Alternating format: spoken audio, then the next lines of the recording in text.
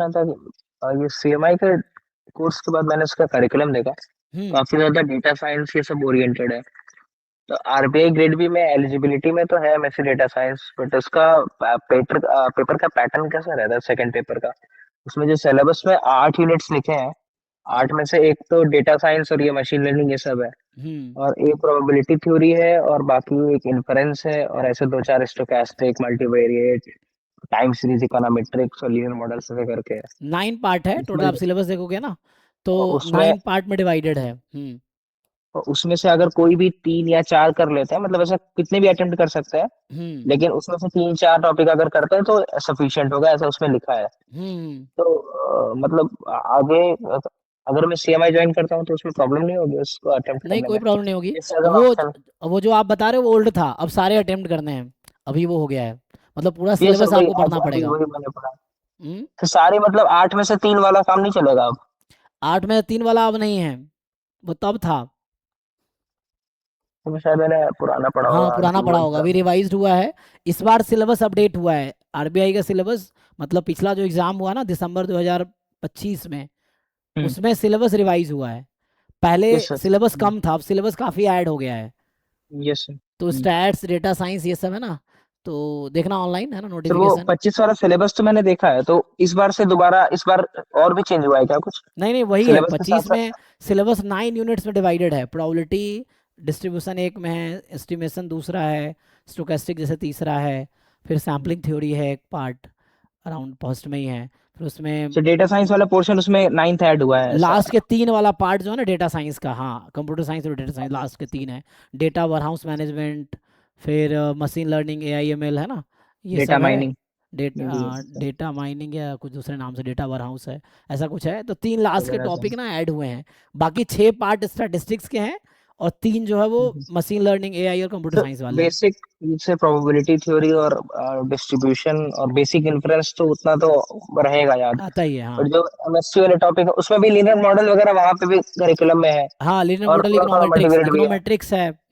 Yes sir, वो अच्छा खासा है, टाइम सीरीज वहां पे ठीक ठाक है, बट बाकी कई सारे रह जाएंगे मेरे को हो लग रहा है। जाएगा, देखो आप ज्वाइन सीएमआई भी करोगे ना, तो सीएमआई ज्वाइन करें आप, वहाँ बहुत कुछ पढ़े। जो नहीं पढ़े वो अलग से पढ़ सकते हो। एक्चुअली उस लायक हो, जब मास्टर कोर्स करने के बाद आप उस लायक हो जाओगे कि जो चीज़ें आपको करिकुलम नहीं भी पढ़ाया गया आप पढ़ के समझ सकते हो, इतना हो जाएगा। ये है। सर वही, तो क्योंकि ऑप्शन होना चाहिए ना फ्यूचर में, कि मतलब ऐसा ना हो कि पार्ट ए में प्रॉपर्टी वाला हो। आरबीआई में कोई ऑप्शन नहीं है। पार्ट ए में 9 पार्ट में तो सिलेबस है। पार्टी में तो वो हम्म तो बट और उसमें पार्ट आसानी से हो 2 में जाता है। ऑप्शन रहता है, 5 क्वेश्चन आते हैं बस। 5 क्वेश्चन में आपको जो है, इसमें आई थिंक ये होता है कि दो दो दो 6 क्वेश्चन है, 5 अटेम्प्ट करने होते हैं, ऐसा कुछ होता है। एंड पैटर्न आई थिंक देखना पड़ेगा मुझे। सर ये तो पेपर वैसे कंप्यूटर पे आता है, तो मतलब पेपर हम लोग के पास अवेलेबल नहीं है पीवाईक्यू, पिछले रीसेंट हम्म पीवाईक्यूज? लेकिन वो पैटर्न अभी रिसेंटली मैंने इंटरव्यू किया था एक लड़के का जैसा क्वालिफाई हुआ आरबीआई DSIM। आप वो देखो, उसमें सारा डिटेल में बताया, वो अराउंड 1 घंटे का था। तो अभी तो मेरे मतलब चैनल पे वही, आप गूगल जस्ट करना। जिन्होंने एग्जाम दिया है उनसे बात करना ही एक ऑप्शन है बस? हाँ वही, हाँ एग्जैक्टली, जो अभी एग्जाम दिया है उनको पता, क्योंकि मैं भी एग्जाम दिया नहीं हूँ, जो बच्चे बताए हैं तो वही है। तो मैं रिसेंटली एक सेशन किया जिस बच्चे का क्वालिफाई हुआ, जो एडमिशन लिया है, तो उसने सारा डिटेल में सारी चीज़ें बताया उस इंटरव्यू में। तो आप उसको एक बार देखो, आपको क्लियर हो जाएगा। Okay sir. ठीक है ना। Thank you sir.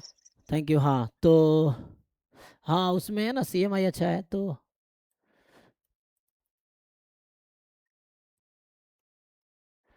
ठीक है ना। हाँ, ऐसे IITs में भी कोचिंग में प्लेसमेंट होता है, कुछ नहीं होता है ना, कई लोगों को मैं जानता हूँ जैसे एल इजीली उठा के ले, है ना।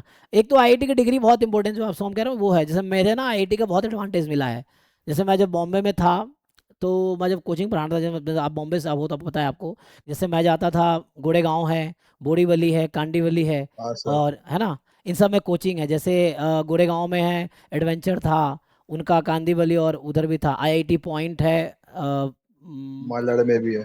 हाँ मलड़ में ना, तो उसका मैं वहाँ पे था अंधेरी में। अंधेरी में जो है आपका ये आईआईटी पॉइंट है, अंधेरी में भी था, और उधर बोरीवली में भी था। तो वहाँ पे पढ़ाते थे। आई चूँकि आईआईटी की मेरी डिग्री थी, आई दिल्ली की डिग्री थी मेरे पास, और मैं वहाँ किसी को बताता नहीं था मैं एमएससी कर रहा हूँ। मैं कोचिंग वालों को बताता मैं पीएचडी कर रहा हूँ बॉम्बे से। तो मैं उनको ये बताता था कि मैंने बीएससी डीयू से किया है, एमएससी आईआईटी दिल्ली से किया है, और बॉम्बे से मैं पीएचडी कर रहा हूँ। क्यों, उनको उनको क्या मतलब है क्या कर रहा हूँ, है ना। तो ये है, डिग्री चाहिए तो मैं मास्टर आईआईटी दिल्ली की दिखाता था। तो वैसा था, तो उसका बहुत फ़ायदा हुआ मुझे, है ना। तो ईजिली वो रख लेते थे। एंड देन बहुत अपॉर्चुनिटी, मैं बहुत पढ़ाया वहाँ भी है ना, अच्छा कमाते थे। इवन आईआईटी पॉइंट वाले मुझे 45,000 देते थे महीने का, मैं वीकेंड पे क्लास लेता था, सैटरडे संडे, वैसा था। वैसे हैं और भी, जैसे मरीन लाइन में है, यूनिक था, वहाँ पढ़ाते थे। यंग आईएएस नाम का एक कोचिंग है वहाँ पे है, फोर्ट में है, वहाँ पढ़ाता था। तो मैं बहुत एक्सप्लोर किया बॉम्बे में, 2 साल, 2 साल नहीं, 1.5 साल अराउंड था, फिर कोविड आ गया था। तो वैसा है। तो उसमें है कि आईआईटीज़ के नाम पे काफ़ी, जैसे वो वहाँ पे, और अभी तो जैसे एक है एक्सीलेंस था यहाँ पे, गोरेगांव में ही आई थिंक, हाँ, वो तो मेरा अभी भी दोस्त है। वो खुद आईआईटी कानपुर से पढ़े थे, हम आईआईटी दिल्ली से थे, दोनों लोग मिलकर पढ़ाते थे। उसकी मदर सीए है ना, तो वो अभी भी हमारा हर साल आईटीआर वही भरते हैं। तो वैसा है, तो मतलब बॉम्बे में है ना, तो मतलब कहने को देखिए कि अगर आप आईआईटी से मास्टर्स कर लेते हो ना, आईआईटी एनआईटी से, तो बाद में कोचिंग में भी जाओगे तो आराम से 10-15-20 लाख रुपए आपको मिल जाते हैं पैकेज, किसी भी कोचिंग में पढ़ाओगे तो 1 लाख के आसपास वो मंथली 70-80 हज़ार, 90 हज़ार, 1 लाख आपको कहीं भी दे देते हैं। इवन मुझे याद है जब मैं बॉम्बे गया था, तो बॉम्बे से ही मुझे किसी ने भेजा था, एक एडू नोवा नाम की कोचिंग है अहमदाबाद में, तो एडू नोवा मुझे बॉम्बे से ही भेजा था किसी ने, मैं गया था वहाँ, मुझे 10 लाख दे रहे थे 2019 में पर एनम का, लेकिन मुझे था कि मैं 12 लाख कम से कम लूँगा, फिर नहीं दिया। फिर वरना मेरा प्लान था कि छोड़ो बॉम्बे छोड़ देते, जो अभी करते हैं, मतलब उसमें ऐसा हो गया था माइंड सेट कि पैसे कमाते हैं, तो वैसा था, लेकिन वो नहीं बात बनी। तो मतलब ये है कि आईआईटी से मास्टर्स भी आपने अगर कर लिया, एमएससी भी ना, तो आराम से 10-15 लाख 20 लाख तक मिल जाता है, और थोड़े एक्सपीरियंस है तो और ज़्यादा और मिलता है। सर ये तो फिर बस एक कोचिंग का मामला हुआ, और एक कोचिंग में पढ़ाएंगे तो और मिल जाएगा। हाँ, स्विच करके, जैसे आप एक जगह 10 लाख मिल रहा है, अगले वाले को बोलो मुझे 15 दोगे तो मैं आपके यहाँ आ जाऊँगा, वैसा है। तो फिर वो होता है, अगले में चले जाओ 20 हो जाएगा। सेम कॉर्पोरेट में भी वर्क करता है। आप कहीं पे अगर 10 लाख पे हो, आप अच्छा काम कर रहे हो, आप अगली कंपनी को है ना अप्रोच करो, वो देती है, देन स्विच करके आप ऐसा करके अपनी सैलरी बढ़ा सकते हो, वैसा है।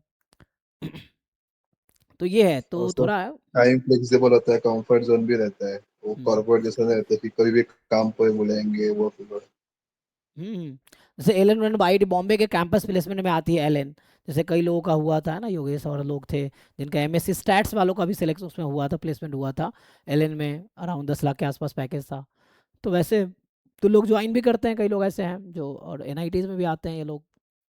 तो ये भी एक ऑप्शन है, मतलब कुछ नहीं होता प्लेसमेंट का, तो आप आईआईटी जेडबलई के लिए इतनी सारी कोचिंग्स हैं, वहाँ जा सकते हो, डिपेंड करता है आपके करियर उसमें चाहते हो नहीं चाहते हो, उसके अकॉर्डिंग।